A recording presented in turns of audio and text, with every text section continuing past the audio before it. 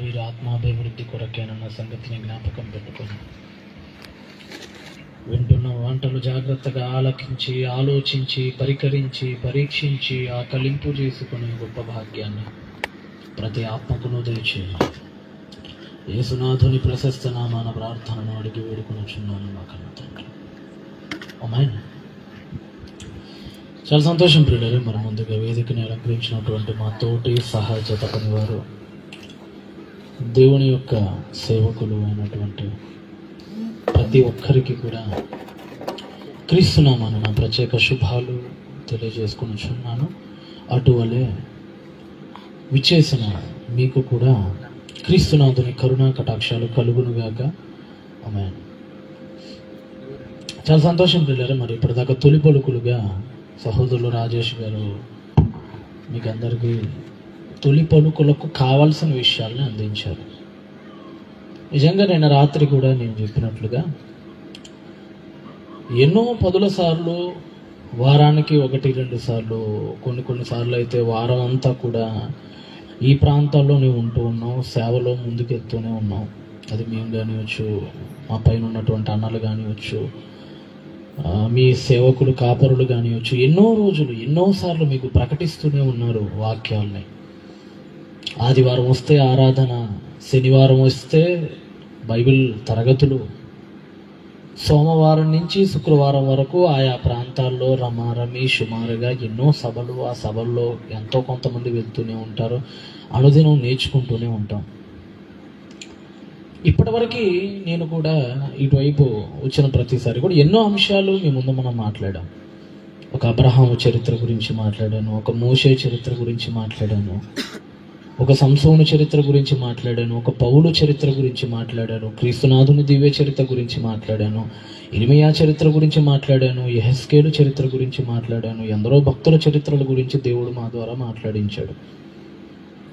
ఎన్నో పక్షుల గురించి కూడా మీతో మాట్లాడాను. ఒక చీమ గురించి మాట్లాడాను, ఒక గ్రద్ద గురించి మాట్లాడాను, ఒక పావురం గురించి మాట్లాడాను, ఒక బల్లి గురించి మాట్లాడాను, ఇంకా చాలా ఉన్నాయి. ఒక దానిమ్మ పండు గురించి మాట్లాడాము. ఆ కోణాల్లో కూడా చాలా విషయాలు మీ అందరికీ బోధించాం. ఇక భక్తి జీవితానికి వస్తే భక్తి గురించి, విశ్వాసం గురించి, నమ్మకం గురించి, దేవుని గురించి ఎన్నో విషయాలు మాట్లాడాం. దెయ్యం గురించి కూడా ఎన్నో విషయాలు మాట్లాడాం. అటు తర్వాత మరణం తర్వాత మరొక జీవం ఉందా అనేటువంటి విషయాల గురించి మాట్లాడాం. జన్మ పరమార్థం గురించి మాట్లాడాం. జీవిత పరమార్థం గురించి మాట్లాడాం. కోపం గురించి మాట్లాడాం. తొందరపాటుతనం గురించి మాట్లాడాం. అన్ని విషయాల్లో ఎన్నో విషయాలు అనుదినం పరికరిస్తూనే ఉన్నాం, మీతో సంభాషిస్తూనే ఉన్నాం. అయితే మనం ఉండే కొంది, ముందుకు వెళ్ళే కొంది ఈ మూల పాఠాలను కాస్త ఆపి పరిశోధన వైపు వెళ్ళాల్సిన అవసరత ప్రతి క్రైస్తవుడికి ఉంది. దాని గురించే హెబ్రీ గ్రంథకర్త 6వ అధ్యాయంలో మంచి మాట మాట్లాడతారు. హెబ్రీలకు అపోస్తలుడైన పౌలు ఇటలీ పటాలంలో ఉండి పత్రికను రాస్తూ 6వ ప్రారంభ ద్వితీయ పలుకుల్లో 6వ అధ్యాయము 1 మరియు 2వ వచనాలలో భాగంగా పౌలు ఒక మాట అంటాడు. అప్పటికే పౌలు గారు ఎన్నో పత్రికలు రాశాడు. అసలు జన్మ ఎందుకురా అంటే ఎఫ్ఎస్సి పత్రిక చదువుకుంటే అర్థమైపోయింది మనం అసలు ఎందుకు జన్మించామన్న సంగతిని. శ్రమలు ఎందుకు నాయనా అంటే ఫిలిప్పి పత్రిక చదువుకుంటే అర్థమైపోయింది ఎందుకు మనకు శ్రమలు వస్తున్నాయన్న సంగతి. ఏది చెయ్యకూడదో తెలియాలంటే కొరింథీ పత్రిక చదువుకుంటే అర్థమైపోయింది. వాటిల్లో అనేక సార్లు ఆయన సంభాషించాడు. సహోదర ప్రేమ ఎలా ఉండాలో చదవాలంటే ఫిలోమోను పత్రిక చదువుకుంటే అర్థమైంది. ఒక సహోదరుని ఎంత ప్రేమించాలో దానిలో చెప్పేశాడు. ఇలా అనేక విషయాలు చెప్పేశాడు ఆయన. అప్పటికే చెప్పేసి హెబ్రీలకు ఆయన ఏమని చెప్తున్నాడంటే 6వ అధ్యాయం ప్రారంభంలో ఏమన్నాడంటే, కాబట్టి ఇక వదిలేయండి, చెప్తున్న ప్రతి అంశాన్ని విన్నప్పుడు దానికి తగ్గట్టుగా మిమ్మల్ని మీరు సరిదిద్దుకోండి. ఆ నిర్జీవ క్రియలను విడిచిపెట్టేసి మారు మనస్సు పొందుటయు. చెప్పాను కదా, మారు మనసు గురించి ఏమైనా టాపిక్స్ మనం మాట్లాడుకున్నాం కదా ఈ చుట్టుపక్కల ప్రాంతాలు. అలా మారు మనస్సు పొందుట గురించి కానివచ్చు, దేవుణ్ణి ఎలా నమ్మాలి, ఆయన ఎంత గొప్పోడు, ఆయన ఎంత కృతజ్ఞతాస్తుతులు కలిగిన వాడు అనేటువంటి దేవుని అందరి విశ్వాసం గురించి కానివచ్చు, లేకపోతే బాప్తీసం ఎందుకు తీసుకోవాలి, తీసుకున్న తర్వాత ఎలా ఉండాలి, అసలు బాప్తీసం తీసుకున్న వాళ్ళందరూ పరలోకానికి వెళ్తారా అనేటువంటి ఇలాంటి విషయాల గురించి కానివచ్చు. హస్త నిక్షేపం, హస్తం అనగా చెయ్యి, నిక్షేపం అనగా శిరస్సు పైన పెట్టి ప్రార్థన చేయటం అనగా ఇలాంటి ప్రార్థనాపూర్వకం ప్రార్థనలు ఎలా చేయాలి, పరిశుద్ధాత్మ గురించినటువంటి వాక్యాలు హస్త నిక్షేపణ యుగములు అంటారు వాటిని. ఈ హస్త నిక్షేపముల గురించి కానివచ్చు, చచ్చిపోయిన తర్వాత మరొక జీవితం ఉందిరా బాబు అని చెప్పి మీకు ఒకసారి కప్ప గురించి మాట్లాడాము, తర్వాత రిజరక్షన్ ప్లాంట్ గురించి కూడా మాట్లాడాను. అలాంటి విషయాల గురించి కానివచ్చు. చచ్చిపోయిన తర్వాత మీరు మాట్లాడే ప్రతి మాటకి లెక్కప్ప చెప్పాలి, జాగ్రత్త, నరకం ఉంది, నరకానికి పోతారు తప్పుడు పనులు చేస్తే అనేటువంటి ఇలాంటి నరకపాతాల సంబంధిత విషయముల గురించి కానివచ్చు. ఈ పునాది ఇంకా చెప్పేసుకున్నారు, ఇంకా చాలా అంటున్నాడు. ఈ పునాది మరలా వెయ్యక క్రీస్తును గూర్చిన మూల మూల మూల ఉపదేశములను మానండి. ఇక మనం ఇక్కడే ఉండిపోకూడదు ఇంకెంతసేపటికి. చాలా మంది అంటూ ఉంటారు, తమ్ముళ్ళు అన్న భక్తి పాఠం ఏంటని అంటారు. ఎన్నోసార్లు ఇచ్చాం భక్తి పాఠాలు, ఆధ్యాత్మిక పాఠాలు ఎన్నోసార్లు ఇచ్చాం. ఇంతేనా? కాదు, ఇంకా చాలా ఉంది బైబిల్లో. పొద్దున్న లెగిస్తే భక్తి గురించే మాట్లాడుకుంటే మరి జ్ఞానం గురించేలా? జ్ఞానం గురించే మాట్లాడితే ప్రేమ గురించేలా? ప్రేమ గురించే ఇచ్చుకుంటూ పోతే సైద్ధాంతిక విషయాలు ఎలా? కాబట్టి వీటి విషయాలు మీరు మాని ఏం చేయమంటున్నాడు? సంపూర్ణమైపోవాలి మనం. సంపూర్ణ మగుటకు సాగి వెళ్ళిపోతూ ఉండాలి మనం. ఇంకెప్పుడు భక్తి దగ్గర ఆగిపోకూడదు. అంటే ఇంకెప్పుడు ఆ పాఠం దగ్గర ఆగిపోకూడదు, ఎప్పుడు విశ్వాసం అనే పాఠం దగ్గర ఆగిపోకూడదు. ముందుకు వెళ్తూ ఉండాలి, పరిశీలించుకుంటూ వెళ్తూ ఉండాలి. కొన్ని అర్థం కాని విషయాలు ఉంటాయి, కొన్ని అర్థమయ్యే విషయాలు ఉంటాయి బైబిల్లో. కొరింథీ పత్రికలో అపోస్తలుడైన పౌలు కూడా ఒక మంచి మాట మాట్లాడతాడండి. కొరింథీయులకు రాసిన మొదటి పత్రిక 3వ అధ్యాయం 2వ వచనంలో కూడా, కొరింథీయులకు రాసిన మొదటి పత్రిక 3వ అధ్యాయము 2వ వచనంలో కూడా, ఎప్పట్లో కొత్తగా మీరు వస్తున్నప్పుడు, కొత్తగా మాటలు వింటున్నప్పుడు కానీ అప్పట్లో మీకు బలము చాలా లేదు కనుక మీకు పాలతో పెంచాను. చిన్న పిల్లలకి ఏం తాగిస్తారండి? పాలే. వాళ్ళకి మాంసం ముక్కలు పెట్టరు కదా. ప్రేమ ఎక్కువైపోయిందని చెప్పేసి అప్పుడే పుట్టిన బిడ్డకి చికెన్ బిర్యానీ పెడితే ఎలా? కుదరదు, అది చచ్చిపోతాడు. ఇంకా వాడికి అరగదు, లోపల లాక్టోజ్ రిలీజ్ అవ్వద్దు, లోపల ఎంజైమ్స్ రిలీజ్ అవ్వద్దు, లోపల అరగదు. కాబట్టి ఏంటంటే ఎంత ప్రేమ ఉన్నా సరే ఎవరికి ఎంతవరకు పెట్టాలి అంతవరకే పెట్టాలి. నాకు ప్రేమ ఎక్కువ అంటే మా బిడ్డ మీద పుట్టంగానే మటన్ ముక్కలు నోట్లో పెడతాంటే కుదరదు. లేదు పెరిగి పెద్దోడు అయిపోయాడండి, నేను బీదరికంలో ఉన్నానండి, ఇప్పటికి కూడా వాడికి పాలపీక నోట్లో పెట్టానంటే పెద్దోడికి కుదరదు. 20 ఏళ్ళు వచ్చిన పాలపీక తీసేయాలి, ఇంకోటి పెట్టాలి. అదే అన్నాడు, అప్పట్లో మీకు బలం లేదు కనుక మీకు పాలు ఇచ్చాను, నేను పాలతో పెంచాను మిమ్మల్ని, అన్నముతోను మిమ్మల్ని పెంచలేదు, అన్నం పెట్టలేదు మీకు అప్పుడు అంటున్నాడు ఆయన. ఎందుకంటే ఈ మాట ఎందుకు చెప్తున్నాడంటే ఇప్పుడు చాలా లోతైన విషయాలు చెప్పబోతున్నాడు ఆయన కొరింథీలో. మొదటిసారి కొరింథీకి వెళ్ళినప్పుడు పాలతో పెట్టాడు, ఇప్పుడు అన్నం పెట్టబోతున్నాడు ఆయన. ఎన్నో లోతైన విషయాలు చర్చించబోతున్నాడు ఆయన, పాతాళం గురించి చర్చించబోతున్నాడు ఆయన. అందుకని మీరు జాగ్రత్తగా ఉండండి అని చెప్తున్నాడు ఆయన. నిజంగానండి ఈ మధ్యకాలంలో పరిస్థితులు ఏం బాగాలేదండి. అదేదో కరోనా గురించి, ఒమిక్రాన్ గురించి నేను మాట్లాడట్లేదు సుమా. పరిస్థితులు బాగాలేదంటే ఏ పరిస్థితుల గురించి నేను అభివర్ణిస్తున్నానంటే క్రైస్తవ్యం గురించినటువంటి పరిస్థితులు ఏమీ బాగలేదు ఈరోజు సమాజంలో. ఒకడు బొట్టు ఉద్యమం అంటాడు, ఇంకో ఉద్యమం అంటాడు. ఎవరికి ఏం అర్థం కాదు. బొట్టు పెట్టాలో బొట్టు ఎందుకు ఈ దరిద్రాలో అర్థం కాదు, ఎందుకు పోతారో అర్థం కాదు, ఎందుకు ఈ పనికిమాలిన ఆచారాలు ఎలాగా రుద్దడానికి ప్రయత్నిస్తున్నారో అర్థం కాదు. వీళ్ళదొక పనికిమాలిన తలనొప్పి. బయటోడేమో ఈ మధ్యకాలంలో సువార్త ప్రకటిస్తుంటే నీకు పర్మిషన్ ఉందా అని అడుగుతాడు. ఎక్కడ ఈ మధ్యకాలంలో సువార్త స్వేచ్ఛగా ప్రకటించలేని పరిస్థితి అయిపోయింది. క్రీస్తు గురించి మాట్లాడితే మత ప్రచారం అని వేస్తున్నారు, క్రీస్తు సిలువ వేసుకున్నా కానీ మత ప్రచారం అని వేస్తున్నారు. ఈరోజు పరిస్థితులు ఏమీ బాగలేదండి. ఎన్నో ప్రశ్నలు, క్రైస్తవ్యం మీద పొద్దున్న లెగిస్తే ప్రశ్నలు, ఎన్నో ప్రశ్నలు సంధిస్తున్నారు. మీరు వీటికి సమాధానం చెప్పండి అని. ఈ మధ్యకాలంలో ఇజ్రాయెల్లో కూడా మీకు మంచి తండ్రి గారు చూపించారు కూడా ఆరాధనలో. ఇజ్రాయెల్ దేశంలో ఎవరో ఒక ఆయన పాపం ఏదో వాళ్ళకి మంచి మాటలు చెప్తాం, సువార్త ప్రకటిద్దాం, యేసుప్రభు గురించి మాట్లాడదామని పోయాడు. అక్కడికి పోయినప్పుడు ఒక పెద్ద ఆయన అడ్డుకున్నాడు. అక్కడ ఒక టోపీ పెట్టుకుని ఒక యూదా పెద్ద ఆయన అడ్డుకొని ఆయన మాట్లాడి లేదండి సువార్తని. ఒకసారి మీరు ఆ వీడియో ఒకసారి మీరు చూడండి, ఒకసారి ఆఫ్ చేయండి, లైట్స్ని ఒకసారి ఆఫ్ చేయండి, లైట్స్ని ఒకసారి ఆఫ్ చేయండి. ఇది క్రిస్టియన్ ల్యాండ్ కాదురా బాబు. ఏమంటున్నాడు? ఇది వాల్యూమ్ పెట్టండి, పర్లేదు వాల్యూమ్ పెట్టండి. నువ్వు యేసు గురించి చెప్పక మా దగ్గర నువ్వు అంటున్నారు. వాల్యూమ్ పెట్టండి. ఏమైంది? యేసు గురించి చెప్పక మా దగ్గర నువ్వు, మాకు తెలుసులే మీ యేసుప్రభు ఏమంటే ఎవరో అమెరికా వెళ్ళి అర్కనస్ అంటారు కదా, వాళ్ళు అమెరికా అర్కనస్ వెళ్ళి చెప్పు అవసరం అయితేనో.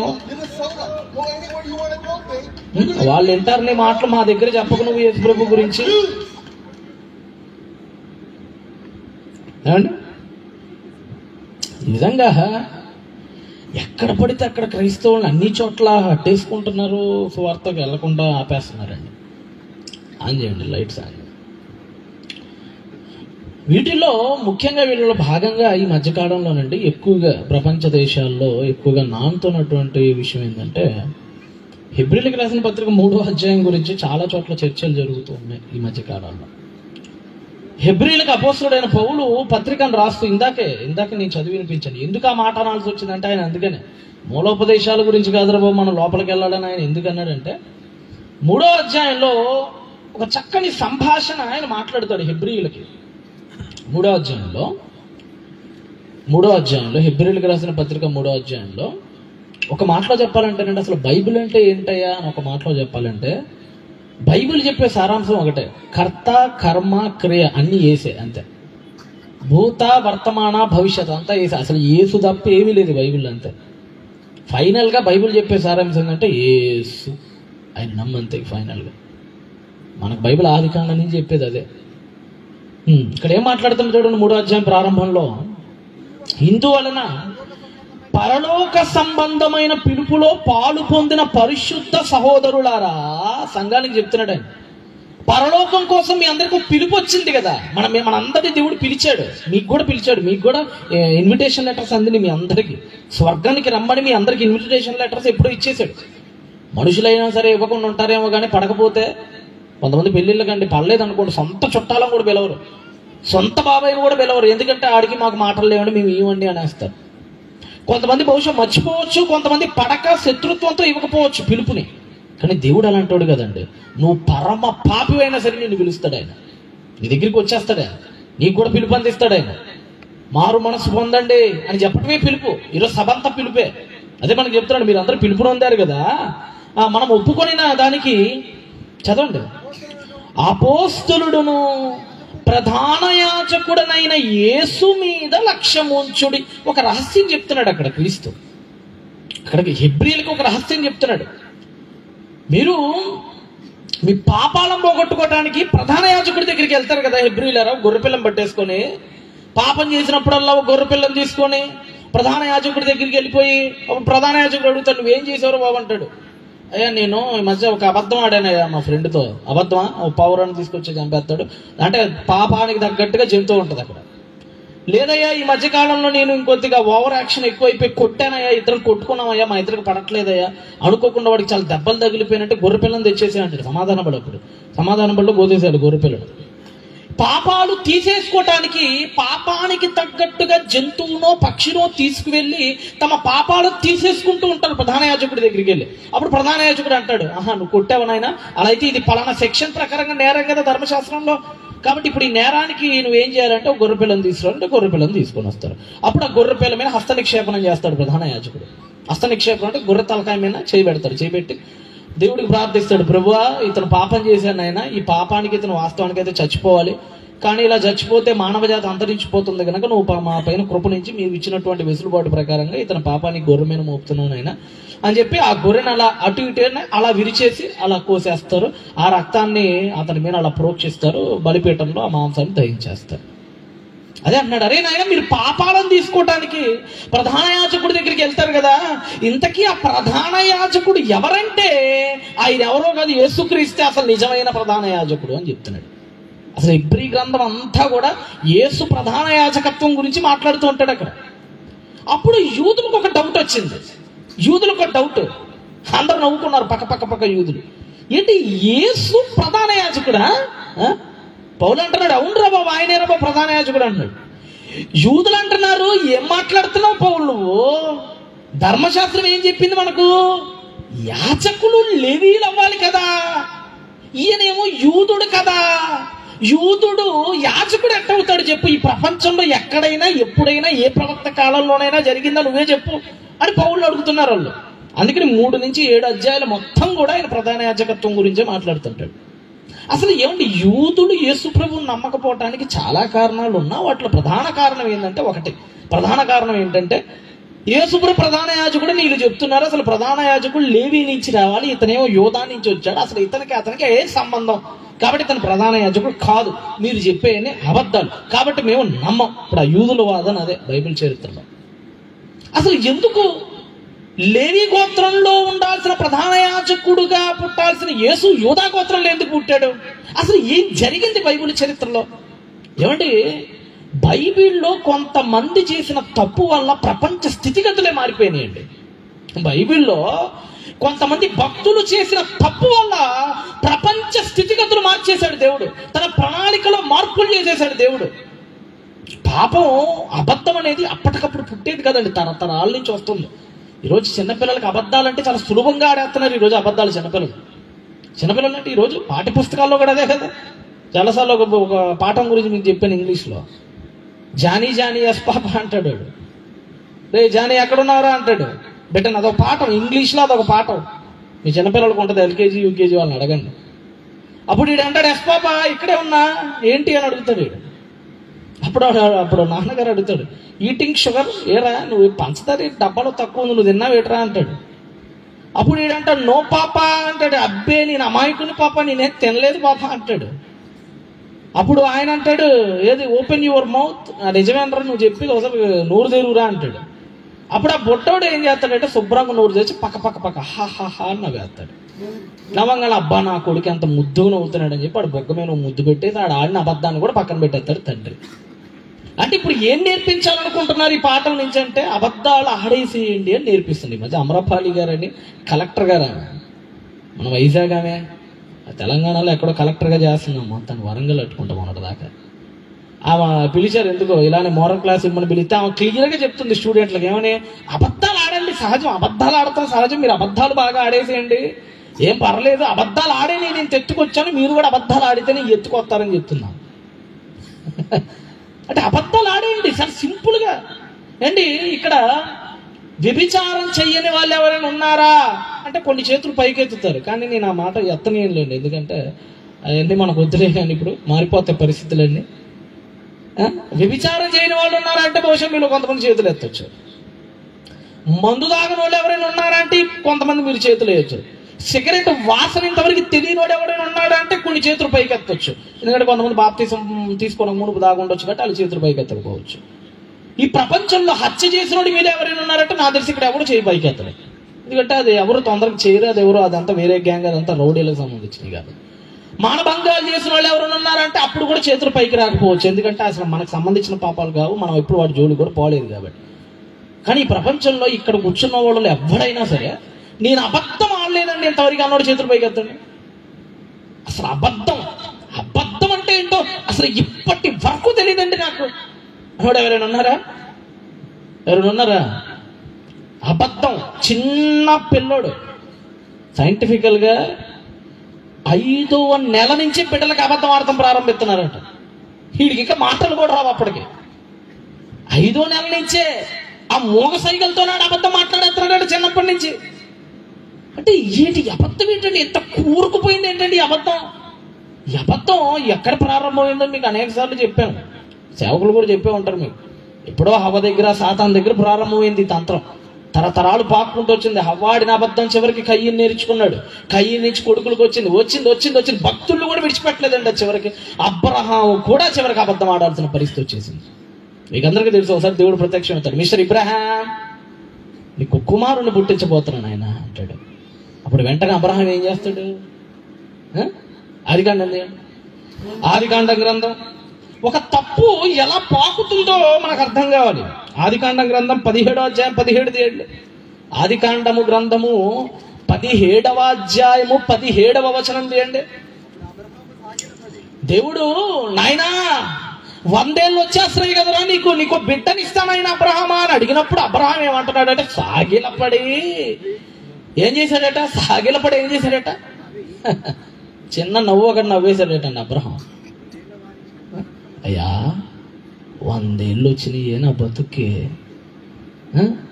అసలు కాటికి పోయే వయసులో కొడుకు వస్తాడంటావా? నాకు డౌట్ వచ్చి నవ్వాడట. ఒక భక్తుడు నవ్వాడు. దేవుడి యొక్క సార్వభౌమాధికత్వాన్ని ప్రశ్నించిన పని అయిపోయింది ఆ రోజు. ఈ విషయం సారా చూసింది.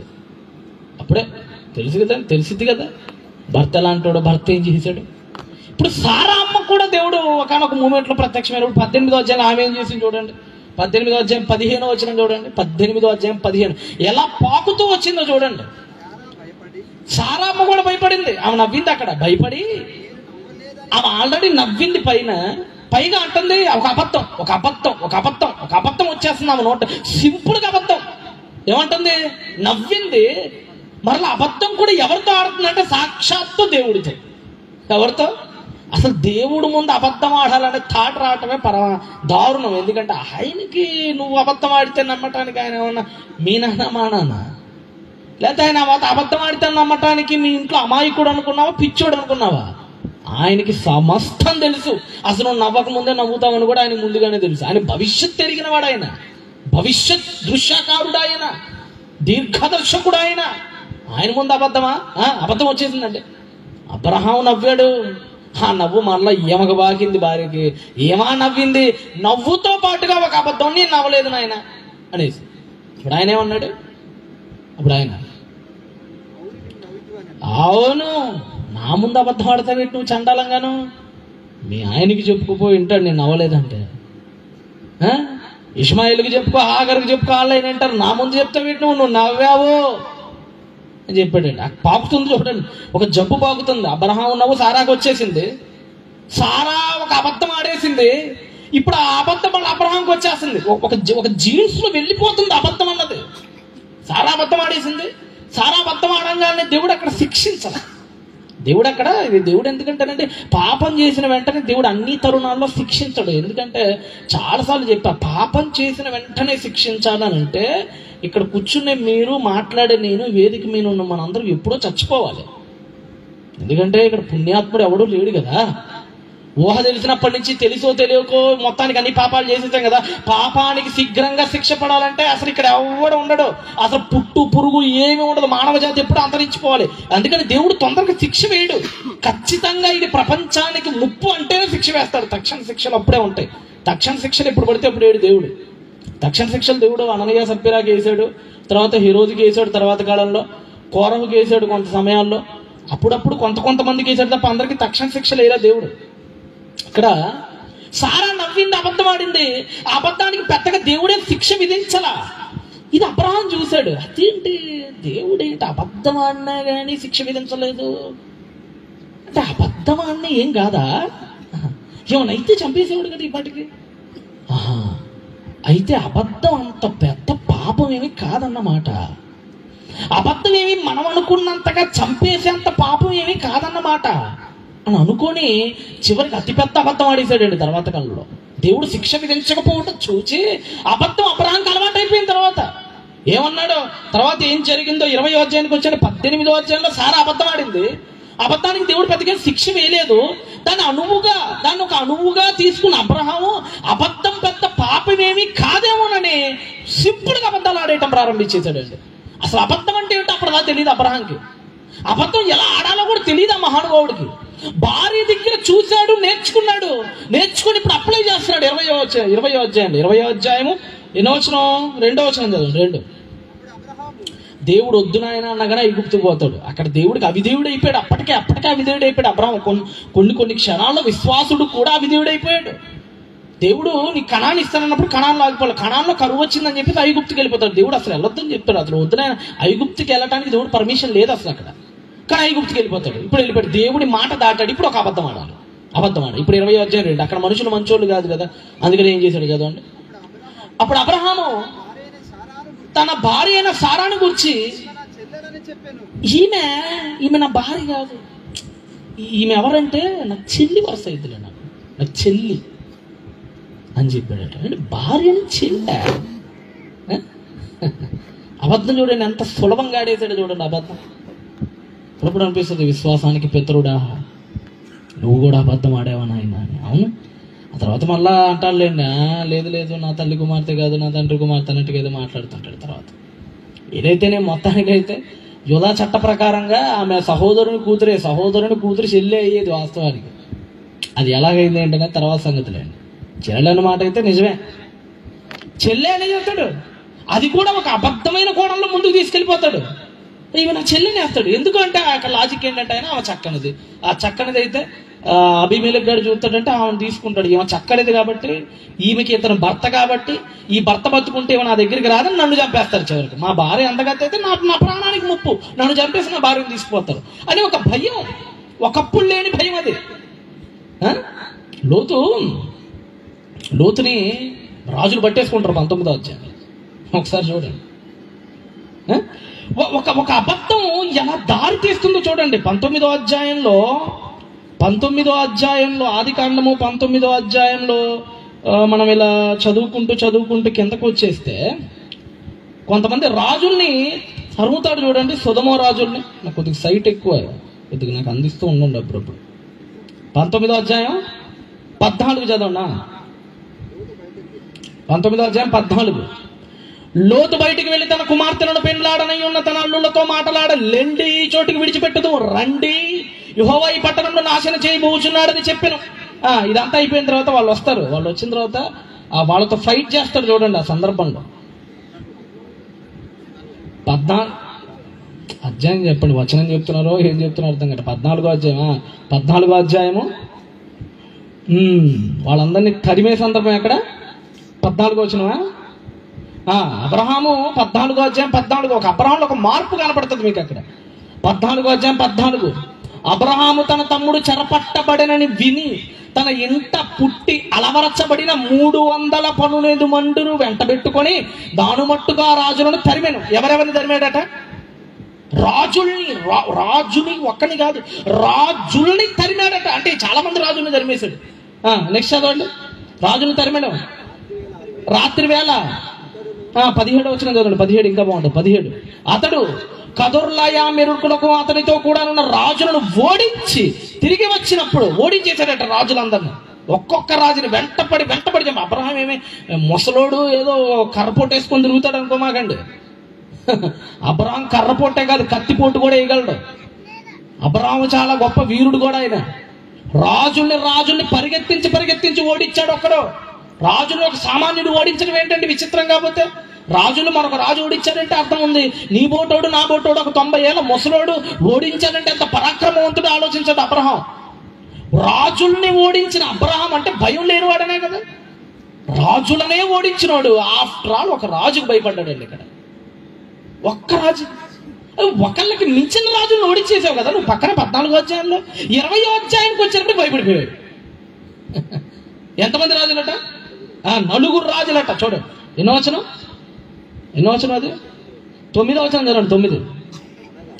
అనగా ఎవరెవరిని ఓడించాడో చెప్తున్నాడు. ఎలాము రాజైన, కదర్లయామెరు, గోయిలు రాజైన, తెదాలు, షీనారు రాజైన, అమ్రాపేలు, వీళ్ళందరూ మామూలు కదండి, పెద్ద పెద్ద రాజులు వీళ్ళందరూ. అమ్రాపేలు, ఎల్లాసర్ రాజైన, అరియోకు అని ఆ 9తో ఆ 5 రాజులు యుద్ధము చేసిరి. పెద్ద యుద్ధం. రాజులందరూ ఓడించేశాడు అబ్రహాము. 4-5 రాజులను ఓడించిన అబ్రహాము ఆఫ్టర్ ఆల్ ఒక్క రాజు దగ్గర భయపడిపోయాడండి 20వ వచనంలో. అంటే భక్తి జీవితంలో ఒక గ్రాఫ్ తగ్గుతూ వస్తుంది ఒకనొక క్షణంలో అబ్రహాం గారికి. భక్తి జీవితం హై స్టేజ్లో ఉన్నప్పుడు రాజుని ఎదిరించేశాడు. భక్తి జీవితంలో చిన్నపాటి నవ్వు, భక్తి జీవితంలో భార్య దగ్గర నేర్చుకున్న అబద్ధాలు, వీటి వల్ల ఏమైపోయినంటే భక్తి జీవితంలో గ్రాఫ్ పడిపోతూ వస్తుంది అబ్రహాంకి. 9 రాజును ఓడించిన వాడు ఒంటి చేత్తో ఒక్క రాజు దగ్గరకు భయపడిపోయి భార్యను పట్టుకొని నా భార్య కాదు నా చెల్లి అని చెప్పని చెప్తున్నాడు. అంటే ఎందుకని ఎంత భయం ఎందుకు వచ్చేసింది నీకు 20వ అధ్యాయానికి వచ్చినప్పటికీ? అబద్ధం ఒకానొక అవిశ్వాసపు తెన్న అబ్రహాంలో చిన్నగా ఎంటర్ అవ్వడానికి ప్రయత్నించిందండి. భయపడిపోయాడండి 20వ అధ్యాయంలో. భయపడిపోయి ఇవి నా చెల్లి చెప్పేశాడండి, సింపుల్గా చెప్పేశాడండి. ఏ మగాడు కూడా తొందరపడి భార్యని చెల్లి అని అనడానికి ఇష్టపడరు. అసలు ఆ థాట్ రాదు. అలాంటిది అబ్రహాంకి వచ్చేసింది. ఎందుకంటే దేవుడి కొద్దిగా వ్యతిరేక భావజాలంలోకి వెళ్ళిపోయాడు అప్పటికే. ఎందుకంటే ఐగుప్తుకి వెళ్ళొద్దన్నాడు, అక్కడే మాట దాటేశాడు. ఆ తర్వాత వెళ్ళిపోయాడు, భార్య దగ్గరికి వచ్చాడు, అబద్ధం ఆడేశాడు. ఏదో జరుగుతూ ఉంది పితరుల జీవితాల్లో. ఏదో భక్తి జీవితంలో లోటుపాట్లు ఎదురవుతున్నాయి పితరుల జీవితాల్లో. అబ్రహాం ఎంత గొప్పోడో కూడా నేను చాలాసార్లు సందర్భాల్లో చెప్పాను. ప్రతి ఒక్కళ్ళు ప్లస్లతో పాటు మైనస్లు కూడా ఉంటాయి. ఇది ఒక మైనస్ అబ్రహాంకి. ఇక్కడ అబ్రహాం ఈజీగా అబద్ధం ఆడేశాడు. ఆ తర్వాత అబీమెలెకు రాజు తీసేసుకుంటాడు సారాని. ఆ తర్వాత మళ్ళీ దేవుడు ప్రత్యక్షమవుతాడు, నాకు అబద్ధం చెప్పారయ్యా వీళ్ళు, అతను భార్య అని చెప్తే అసలు ముట్టుకునేవాడే కదా అని చెప్తాడు అక్కడ. ఇదే అబద్ధం కొడుకు ఇస్సాకు నేర్చుకుంటాడండి. ఇదే అబద్ధం నాన్న ఆడిన అదే అబద్ధం. మీకు ఎప్పుడైనా చెప్తున్నా, మీరు ఏం చేస్తే మీ కొడుకులు అదే చేస్తారు. మీరు అబద్ధం ఆడేసి నా కొడుకు నిజాలు చెప్పాలంటే అట్ట చెప్తాడు. నువ్వు ఎలా ఉంటే నీ కొడుకు అలానే ఉంటాడు. అబ్రహాము దగ్గర ఈ అబద్ధాన్ని నేర్చుకున్నాడు తర్వాత కాలంలో పుట్టినటువంటి ఇస్సాకు, అంతే కదా. మరి చెప్తుంటాడు కదా నాన్న, అవరే ఒకప్పుడు నేను ఎలా ఉండేవాడిని ఎలా ఉండేవాడిని. నాన్నలు చెప్తుంటారు కదా కొడుకుని, రే ఒకప్పుడు అలా ఉండేవాడిరా నేను, ఒకప్పుడు ఒక చేత్తో 2-3 చంపేసేవాడిరా నేను, చాలా గొప్ప ఉండరా నేను, మా టీంలో నేనేరా హెడ్, వీళ్ళందరూ నా పక్కన తిరుగుతుండేవాళ్ళరా. ఇవన్నీ విన్నప్పుడు చిన్నవాడైనటువంటి ఇస్సాకు కూడా ఈ అబద్ధం నేర్చేసుకున్నాడు.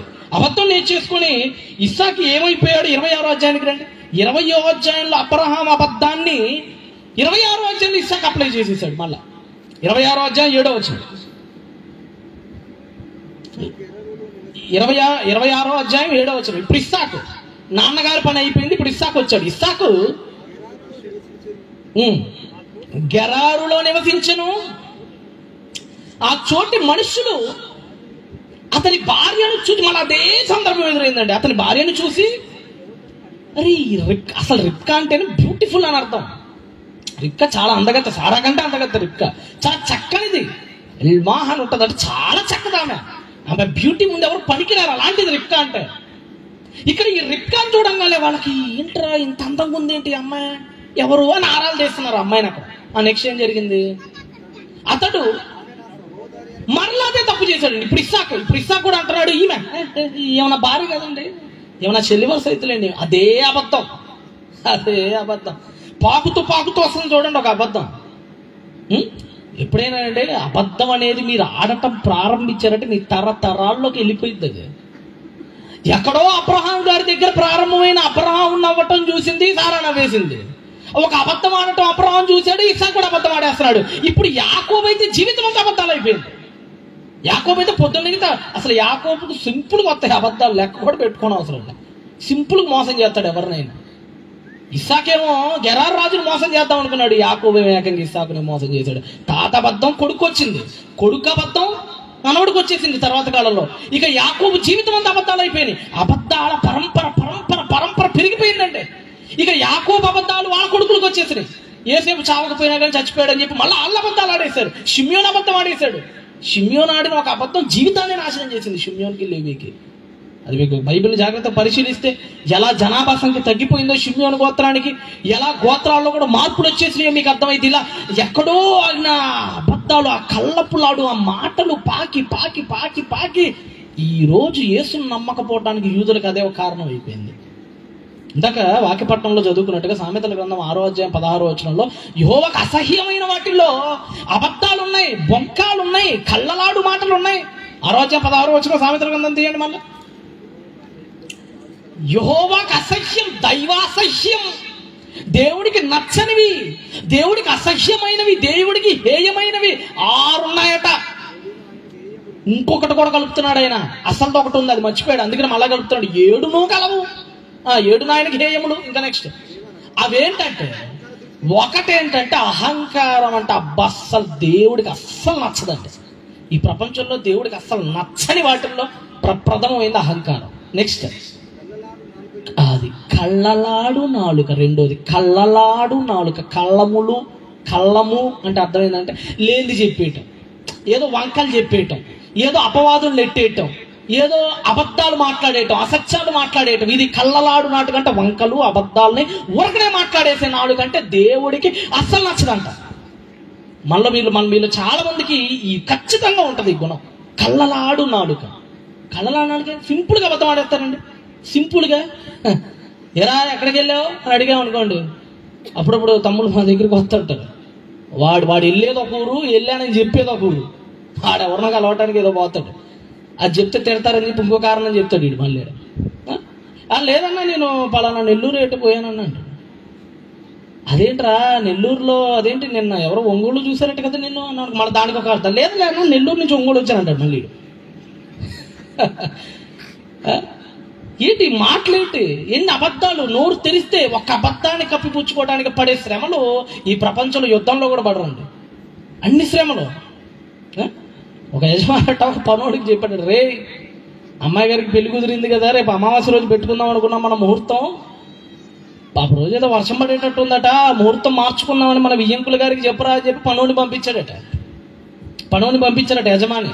ముహూర్తం మార్చమని మా అయ్యగారు కోరుకున్నారు, వియ్యంకుడి దగ్గర పంపించారట పనోని. ఈడేం చేశాడు, ఆ రోజు వెళ్లకుండా మొత్తానికి అడిచేసి ఇటు చేసి ఏదో వ్యక్తిగత పనుల్లో ఉండి వాడు అసలు విషయం వెళ్ళాల. నేను వెళ్ళలేదని చెబితే మా యజమాని గారు ఏమనుకుంటారు అని వీడు ఏం చేశాడంటే ఇప్పుడు కదలలేడు. ఏం చేద్దాం, వెళ్ళలేదని చెప్తే యజమాని తిడతాడు, ఏరా నా మాట అంటే లెక్కలేదని ఉద్యోగం నుంచి తీసేస్తాడు. ఉద్యోగం పోతే ఎలా, మరి ఏం చేద్దామని ఒక అబద్ధం ఆడేద్దాం. ఏం అబద్ధం అంటే వెళ్ళానని చెప్పేద్దాంలే, రేపు పొద్దున వెళ్దాం, మనం ఈ రోజు చేయాల్సిన పని చేయలేకపోయాం కాబట్టి ఒక అబద్ధం ఆడేద్దాం. అబద్ధం ఆడి ఈ అబద్ధాన్ని కవర్ చేయడానికి ఎల్లుండి వెళ్దాం, మనం ఎల్లుండి వెళ్ళి చెప్పేద్దాం. ఆ రోజుల్లో ఫోన్లు లేవు కదా, వాళ్ళకి తెలియదులే ఇన్ఫర్మేషన్ అనుకున్నాడు. వచ్చాడు వీడు వెళ్ళలా, వీడు అసలు చెప్పిన పని చేయలేదు. వీడు వచ్చాడు యజమాని దగ్గరికి వచ్చాడు. యజమాని అడుగుతున్నాడు, ఏరా వెళ్ళావా అని అడిగాడు. వెళ్ళానండి అయ్యా అన్నాడు వీడు. వెళ్ళానండి అయ్యా, ఏమన్నారా అంకుల్ గారు, ఏమన్నారు, ఓకే అన్నారా? ఓకే అన్నారయ్యా. మంచిది, అంతవరకు అయిపోయిద్దేమో అనుకున్నాడు వీడు. అంతవరకు ఆగలేదు యజమాని. ఏంట్రా మొన్న వాళ్ళ అబ్బాయి ఏదో మేనమామూలు ఇంటికి వెళ్ళాడట కదా, మరి వచ్చాడా, ఇంటికి వచ్చాడా, మన ఇంటికి వచ్చాడంటే వచ్చాడంట అయ్యా అన్నాడు వీడు. మళ్ళీ ఒక అబద్ధం కదా, మళ్ళీ లేకపోతే అది మాత్రం చూడలేదురా గుడ్డోడా అంటాడు కదా. వచ్చాడంట అయ్యా అన్నాడు. ఏంట్రా మరి ఆ పక్కన వాళ్ళ గేదె ఆ మధ్యకాలంలో వెళ్ళినప్పుడు గుడ్రాలు అన్నారు, ఈ మధ్య మళ్ళీ గర్భం వచ్చింది అన్నారు ఆ గేదెకి, మరి ఏమన్నా పిల్లని ఈనిందంట, ఈనింది అయ్యా, జున్ను పాలు కూడా తాగానయ్యా అన్నాడు వీడు. అబద్ధాలే వీడు. అంతే కదండి, ఊరకడానికి కుషలం అడుగుతుంటారు కదా. మరి ఏరా పక్కన మామిడి చెట్టు చాలా చిన్నదిరా, నేను చాలా ఏళ్ళ కింద వెళ్ళినప్పుడు పోతే ఏమన్నా పట్టిందంటే, అబ్బో పట్టిందయ్యా, కాయ పుల్లగా భలే ఉందయ్యా అన్నాడు. ఆ తర్వాత యజమాని నవ్వాడు, అరే నిన్న మార్కెట్కి వెళ్ళినప్పుడు వియ్యంకులు వారు అక్కడ కలిశారా, అసలు అక్కడ మామిడి చెట్టు లేదు, నీ బొందలేదు, నేను ఏదో ఊరకటే చెప్పాను. ఆ గేదె గుడ్రాలు కదా, అసలు ఆడ గేదెలే లేవురా, వాళ్ళ కొడుకు మేనమావల దగ్గరికి వెళ్ళలేదు, ఆడకపోలేదు, ఆడు ఇంట్లోనే ఉన్నారా అని చెప్పాడు. అప్పుడు వీడికి ఏం చేయాలి, మన అంతే కదా, మరి ఒక్క అబద్ధం ఆడటానికి వీడు సిద్ధపడ్డాడు. మరి అడిగిన ప్రతి ప్రశ్నకు ఒక అబద్ధం ఆడేయాలి. చివరికి అబద్ధాలు కడవరికి దాచలేమండి మనం. ఒక చెత్త సామెత ఒకటి లోకంలో రాజ్యం వెళ్తుంది, ఒక్క పెళ్లి చేయడానికి 1000 అబద్ధాలు ఆడాలట. దీన్ని సీరియస్గా పట్టించుకున్నారు మన వాళ్ళు. పాపం చాలా మంది కుటుంబాలు కూలిపోయినాయి తెలుసు, నాకు తెలిసిన వాళ్ళలో. ఒక పాప చేసింది, ఆ పాప గురించి అయితే ప్రార్థన చేసి సడన్గా ఏడ్చేసింది. ఏనా ఏమైందిరా అన్న నాకు ఆల్రెడీ పెళ్ళి అయిపోయింది. నేనేమని ప్రార్థన చేశానంటే, యవనస్తురాలు కదా, చిన్న పాప కదా, మంచి భవిష్యత్తులో దేవుడు మంచి జీవితాన్ని ఉండేయా, మంచి వైవాహిక జీవితాన్ని ఉండే ప్రార్థన చేసి ఏడ్చేసింది. ఏందిరా ఏమైందిరా నాన్న అని అడిగి, ఎందుకంటే కింద మెట్లు కూడా లేవు కదా, పెళ్ళి అయిందో లేదో గమనించడానికి కొన్ని సూచనలు ఉన్నాయి. ఆ సూచనలు కూడా లేవు ఆ పాపకి. ఏమైందిరా అని అడిగా. అన్న నాకు ఆల్రెడీ పెళ్ళి అయిపోయింది, భర్త కూడా చనిపోయాడు అన్నాడు. 17 ఏళ్ళు కూడా ఉండవండి పాపం ఆ పాపకి, 18 ఏళ్ళు కూడా గట్టిగా ఉండవండి నాకు తెలిసినంత నా అబ్జర్వేషన్ అకార్డింగ్ టు. ఏమైందిరా మరి, ఏంట్రా మరి మీ ఆయన ఏంట్రా, ఏమైంది నాన్న అని అడిగా. అన్న లేదన్నా, పెళ్ళప్పుడు అతను కొద్దిగా వేరే పక్కూరేనన్నా అతనిది, వాళ్ళ అమ్మ వాళ్ళ నాన్న పెళ్ళికి వచ్చినప్పుడు అతనికి క్యాన్సర్ ఉందన్న, అతను ఆల్రెడీ 4 రోజుల్లో చచ్చిపోతాడన్నా. ఆ విషయం మాకు ఒక్కసారి కూడా చెప్పలేదన్నా. అబ్బాయి చక్కగా నవ్వాడు. వాళ్ళ అమ్మలు ఏం ఆలోచించారంటే 4 రోజుల్లో చచ్చిపోతాడు కదా నా కొడుకు, ఇప్పుడు ఈ విషయం చెప్తే ఈ అమ్మాయి చేసుకోదు కదా, నా కొడుకు రావాల్సిన సుఖ సంతోషాలన్నీ పోతాయి, వీడు ఏం అనుభవించకుండానే పోతాడు ఈ లోకంలో నుంచి. అతి పెద్ద అబద్ధాన్ని దాచిపెట్టేసి ఆ పిల్ల గొంతు కోసేశారండి పాపం. కోసేసి ఆడి క్యాన్సర్ ఉందన్న సంగతిని కూడా చెప్పకుండా దాచిపెట్టేసి హడావుడిగా ఎల్లుండి పిల్ల అన్నట్టుగా 3-4 రోజులు ముచ్చట కానిచ్చేశారట. వివాహం తర్వాత జరగాల్సినవన్నీ కూడా తంతంతా జరిగిపోయింది. ఆ తర్వాత 4 రోజులుగా రక్తం కక్కుని చచ్చిపోయాడు. ఒక్క అబద్ధం, 1000 అబద్ధాలు కదా దౌర్భాగ్యులారు. ఎవడు చెప్పాడు ఈ సామెతని, ఎవడు కనిపెట్టాడు ఈ దుష్ట సామెతని? ఒక్క అబద్ధం ఆడినందుకు జీవితాలు పాడైపోతున్నాయి బయట. ఒక్క అబద్ధం చెప్పి పెళ్లి చేసినందుకు ఎందరో విడాకులకు వెళ్ళిపోతున్నారు. ఇప్పటికే పెళ్లి కాకముందు తెలియదు ఈ అమ్మాయి వేరే వాడిని ప్రేమించిందని. మా అమ్మాయి అసలు అలాంటిది కాదని పెళ్లి చేశారు. పెళ్లి అయిన తర్వాత తెలిసింది ఈ అమ్మాయికి ఆల్రెడీ ఎవరు ఉన్నారు బాయ్ ఫ్రెండ్ అని. విడిచిపెట్టేసాడు. ఒకవేళ తెలిసి చేస్తే వెళ్ళిపోయాడేమో, ఈ అమ్మాయి నచ్చినోడు చేసుకుంటాడేమో బహుశా వీలైతే. ఎందుకంటే ఇన్ని అబద్ధాలు ఒక్కదాంతో ఆగిపోతాయా? జీవితాంతో అబద్ధాన్ని కప్పి పుట్టుకోలేక చావాలి. అబద్ధాలు ఎలాంటివి అంటే నిప్పు పైన వేసిన గుడ్డ లాంటివి. ఎంతకాలం కప్పెట్టేస్తా గుడ్డ నిప్పుని చెప్పండి. నిప్పులు మగమగ మండిపోతున్నాయండి. మీరు వెళ్ళి ఒక చిన్న గుడ్డ మొక్కేసి అయిపోయింది నిప్పుడు ఆర్పేశానంటే ఎంత హాస్యాస్పదమో. అబద్ధాన్ని కప్పి పెట్టడం అంతే హాస్యాస్పదం. నిప్పుడు ఎంతో కాలం బంధించలేదా గుడ్డ, ఖచ్చితంగా తగలెట్టేస్తుందా నిప్పేదో ఒక రోజున. అబద్ధం కూడా అంతే. అబద్ధాన్ని ప్రపంచంలో పాతి పెడతానికి అదేమన్నా పీడు కనుక్కున్నావు నాయన. ఇది పీను కాదురా బాబు, దాన్ని ఎవరు పాతి పెట్టలేడు ఈ ప్రపంచంలో. ఏదో ఒక రోజున నువ్వు ఆడిన అబద్ధం బయటపడి తీరుతుందే. మీకు చెప్తున్నా, ఇక్కడ ఎవరైనా అబద్ధాలు ఆడారా మీ భర్తలతో కానీ, మీ భార్యలతో కానీ, మీ తల్లిదండ్రులతో కానీ, ఇక్కడ ఎవరైనా ఒకవేళ అబద్ధాలు ఆడారంటే అది బయలుపడక తప్పదు. యాకోబు దగ్గర అబద్ధం ఆడారు, కొడుకులందరూ అబద్ధం ఆడేశారయ్యా. మన చిన్నోడు వెళ్తుంటే సింహం వచ్చి తినేసిందయ్యా, క్రూర మృగం వచ్చి తినేసిందయ్యా, ఇదిగొండయ్యా ఈ బట్ట అని చెప్పి అబద్ధమైన బట్టలు సృష్టించి మేకడ జంప రక్తాన్ని రాసి ఇచ్చారు. మీకు అందరికీ తెలిసి ఈ విషయాలు. కప్పెట్టేసాం అబద్ధాన్ని అనుకున్నారు. ఈ అబద్ధం కప్పెట్టేసాం, సమాధి చేసేసాం, వీడు దొరకడు, ఈ అబద్ధం ఇంతటితో నిజమైపోద్ది అని అనుకుని భ్రమపడ్డారు ఆ 11 మంది శిష్యులు, ఆ 11 మంది కొడుకులు. తర్వాత ఏమైపోయింది? బయటపడక తప్పదు కదా. 140 ఏట కరువు వచ్చింది, వీళ్ళందరినీ పంపించాడు. అప్పుడు అసలైనోడు అక్కడ ఉన్నాడు. నిజం అక్కడ నిల్చొని ఉంది, నిజం అక్కడ కూర్చొని ఉంది సింహాసనం పైన. యాకోబుకి తర్వాత అర్థమైపోయింది, వీళ్ళు చిన్నప్పుడు ఆడినది మొత్తం పచ్చి అబద్ధం, వాడు చావలేదు, ఈ ఫరో కింద ఉన్న ప్రధానమంత్రి నా కొడుకన్న సంగతి. ఎంతకాలం దాచిపెట్టగలిగారండి అబద్ధాన్ని. చివరికి క్లైమాక్స్ లో తెలిసిపోయింది కదా యాకోబుకి, నువ్వు ఆడింది అబద్ధమేనని. తలలు దించుకొని కూర్చున్నారండి ఆ 11 మంది కొడుకులు. అక్కడ తల దించుకొని ఉన్నారు ఆడిన అబద్ధాన్ని ఎవడు కప్పెట్టాడు. ఏదో ఒక రోజు తెలుస్తుంది. అదే ప్రభు అంటాడు, రహస్యమైనది ఏదైనా నువ్వు బయలుపరచబడక పోదు. అలవాటైపోతుంది అబద్ధం అబ్రాహాంకి, అలవాటైపోయింది అబద్ధం ఇస్సాక్కి. యాకోబు జీవితం అంతా అలవాటైపోయింది. యాకోబుని చూసి కొడుకులకు అలవాటైపోయింది, కొడుకుల నుంచి తరతరాలకు అలవాటైపోయింది. చివరికి ఆ అబద్ధం, చివరికి ఆ కళ్ళలాడు మాట మోషే దగ్గరికి వచ్చాగిందండి. అక్కడతో ప్రపంచ చరిత్ర మారిపోయింది. దేవుడు అనుకున్న ప్రణాళికలు ఈ అబద్ధాలు ఆపేసినాయి అక్కడితో. ఏం జరిగిందో మోషే జీవితంలో, ఒక అబద్ధం ఎంత దారుణానికి తెరదీసిందో, ఒక చిన్నపు కళ్ళపు మాట దేవుని ప్రణాళికను ఎలా మార్చేసిందో మనకు అర్థం కావాలి. మోషే ముందటి వరకు ఉన్న రూల్ వేరు, మోషే తర్వాత వచ్చే రూల్ వేరు అండి. ఒకసారి మీరు అందరూ చూడండి నిర్గమాకాండం, ఒకసారి మీరు అందరూ చూడండి నిర్గమాకాండము. మోషే ఆల్రెడీ ఎన్నో విద్యల్లో ప్రవీణుడైపోయాడు. అండ్ 3వ అధ్యాయం మీకు అందరికీ మోషే జీవితంలో చెప్పా. మోషే ఎలాంటోడు, ఎన్ని విద్యలు వచ్చు, ఎన్ని భాష. మోషేకి ఒక హెబ్రియే కదా, ఆయనకి ఐగుప్తు భాష వచ్చు, అరమాయిక్ భాష వచ్చు, తర్వాత క్యాప్టిక్ లాంగ్వేజ్ వచ్చు, ఆయనకి అన్నీ వచ్చాయి. ఆయన ఎవరితోనైనా ఊరకనే మాట్లాడుతుంటాడు. మనకి హిందీ వాడు కనపడితే మాట్లాడటానికి తడువుకుంటుంటాం మనం. ఆయన అట్లా కదా, ఏ భాష వాడు వచ్చినా మాట్లాడేస్తాడు. ఆయన ఫరోలకి చాలా భాషలు నేర్పిస్తారు కదా. ఆయన ఆల్రెడీ ఆయన గురించి స్టెఫెనే చెప్పాడు ఆ మాట. స్టెఫెన్ గారు కూడా 7వ అధ్యాయం అపోస్తలుల గారిలో ఏం చెప్పాడు? ఇతను మాటల యందును కార్యముల యందును ప్రవీణుడు, నేర్పరి, was mighty in words and deeds అని ఉంటుంది. వాట్స్ అంటే మాటల్లో ఆయన మాట మాట్లాడేంటే గుక్క తిప్పుకోకుండా మాట్లాడతారు. మోషే ఎలాంటాడంటే గుక్క తిప్పుకోకుండా మాట్లాడేస్తాడు మోషే. అంత గొప్ప వాక్ శక్తి ఉంది మోషే దగ్గర. అలాగే ఐగుప్తుని సకల విద్యలు వచ్చేసి ఆయనకి. మాటలు ఎందు కార్యములు ఎందు ప్రవీణుడైపోయాడు ఆయన. మాటలు అద్భుతంగా వచ్చి మోషేకే. కానీ దేవుడి దగ్గరికి వచ్చినప్పుడు ఒక కళ్ళలాడు మాట ఉపయోగించాడండి. ఆ బలాన్ని దాచిపెట్టేసి ఒక బలహీనతను తీసుకొని వచ్చాడు పైకి. అయ్యా ఎన్ని ఎక్స్క్యూజెస్ చేశాడంటేనండి మోషే దెబ్బకి దేవుడు చిరాకు వచ్చేసి ప్లాన్ మార్చేశాడు అసలు. ఒకసారి చూడండి 3వ అధ్యాయము నిర్గమాకాండము ఏమన్నాడు? 10వ వచనంలో ఏమన్నాడు చూడండి. 3వ అధ్యాయం 10వ వచనం. ముందు నిర్గమాకాండం 3:10 తర్వాత వెళ్దాం వాడికి. 3వ అధ్యాయం 10వ వచనం నిర్గమాకాండం.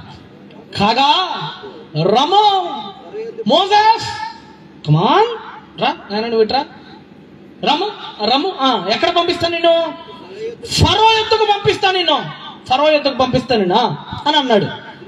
ఇశ్రాయేలీయుడైన నా ప్రజలు నీకు ఐగుప్తులో నుంచి తోడుకొని రావాలి. నాయన మోషే, ఇంతసేపు నేను గొర్రెలకి నాయకుడిగా చేశాను, ఎందుకంటే భవిష్యత్తు చెప్పాలనుకున్నాను నీకు. నా గొర్రెలకు నువ్వు నాయకుడు అవుతావు. మరి ఆ విషయం తెలియాలి కదా. నేను చాలాసార్లు మీకు నిన్న రాత్రి కూడా అదే చెప్పాను. ఆయన ముందుగానే సూచన ఇస్తాడు. యేసు ప్రభు వారు త్వరలో ఆయన సన్నిహితుడే అమ్మివేయబడతాడు, ఆయన సన్నిహితుడు అమ్మివేసి చివరికి పశ్చాత్తాపడి సూసైడ్ చేసుకుంటాడు అన్న విషయాన్ని 15 ఏళ్ల ముందు జూలియస్ దగ్గరే దేవుడు తెలియజేశాడు. నేను మీటింగ్కి వచ్చిన వాళ్ళకి అర్థమైంది ఈ విషయం. ముందుగానే సూచన ఇస్తాడు ఆయన.